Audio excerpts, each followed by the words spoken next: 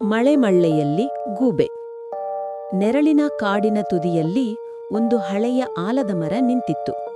ಅದರ ಕೊಂಬೆಗಳ ನಡುವೆ ಗೂಬೆಯೊಂದು ತನ್ನ ಸಣ್ಣ ಗೂಡನ್ನು ಕಟ್ಟಿಕೊಂಡು ವರ್ಷಗಳಿಂದ ಅಲ್ಲೇ ವಾಸಿಸುತ್ತಿತ್ತು.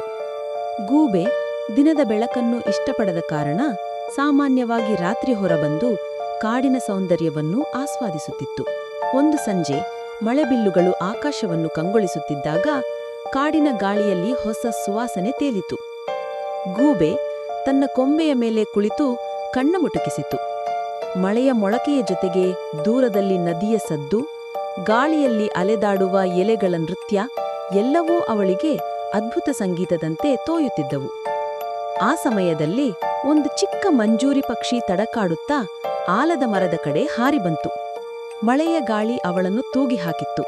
ಗೂಬೆ ಇದನ್ನು ಕಂಡು, ಬಾ, ಇಲ್ಲಿ ಕೊಂಬೆಯ ಮೇಲೆ ಅಲೆಯಿಲ್ಲ, ಮಳೆ ನಿಂತರೆ ಹೋಗಬಹುದು ಎಂದು ಕರುಣೆಯಿಂದ ಹೇಳಿತು. ಮಂಜೂರಿ ಗೂಬೆಯ ಬಳಿಗೆ ಬಂದು ಕುಳಿತು, ನೀವು ಹೀಗೆ ನನಗೆ ಸಹಾಯ ಮಾಡಿದ ಕಾರಣ ನಾನು ನಿಮಗೆ ಒಂದು ರಹಸ್ಯ ಹೇಳಬೇಕೆಂದುಕೊಂಡಿದ್ದೇನೆ ಎಂದಳು. ರಹಸ್ಯವಾ ಎಂದು ಗೂಬೆ ತನ್ನ ಕಣ್ಣುಗಳು ದೊಡ್ಡದಾಗುವಂತೆ ಕೇಳಿತು. ಮಂಜೂರಿ ಸಿರಿಸಿರಿಯಾಗಿ ಹೇಳಿತು, ಈ ಕಾಡಿನ ಮಳೆಬಿಂದುಗಳು ಹಳೆಯ ಕತೆಗಳನ್ನೇ ಹೊತ್ತು ತರುತ್ತವೆ. ಮಳೆ ಬಿದ್ದಾಗ ಅದರ ಸದ್ದು ಕೇಳಿದರೆ ಪ್ರಕೃತಿಯ ಮನಸ್ಸಿನ ಮಾತು ತಿಳಿಯುತ್ತದೆ. ಗೂಬೆ ಎಚ್ಚರಿಕೆಯಿಂದ ಕಾದುಕೊಂಡು ಮಳೆಯ ಸದ್ದನ್ನು ಕೇಳಿತು.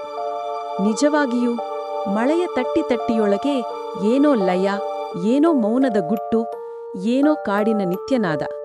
ಅದು ಒಂದು ರೀತಿಯ ಜೀವರಾಗ. ಮಳೆ ನಿಂತ ಮೇಲೆ ಮಂಜೂರಿ ಹಾರಲು ಹೊರಟಳು.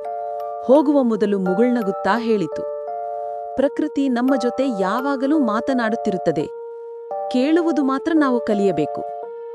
ಗೂಬೆ ನಿಶ್ಚಲವಾಗಿ ಆಕಾಶದತ್ತ ನೋಡಿತು. ಆ ದಿನದಿಂದ ಮಳೆ ಬಂದಾಗೆಲ್ಲ ಗೂಬೆ ಕಾಡಿನ ಗುಟ್ಟುಗಳನ್ನು ಕೇಳುವ ತನ್ನ ಹೊಸ ಸಂಪ್ರದಾಯವನ್ನು ಶುರುಮಾಡಿತು.